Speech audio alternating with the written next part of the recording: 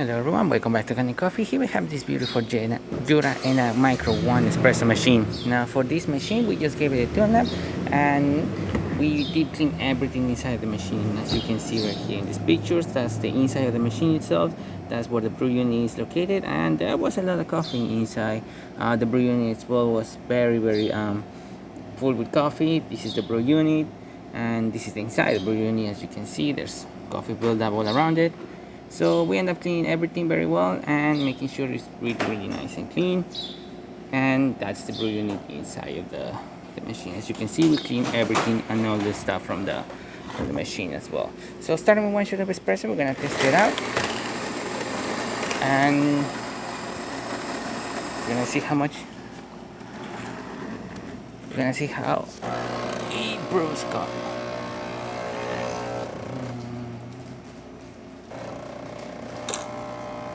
Good flow coming out of the machine, great color, and excellent quantity. And there you have it.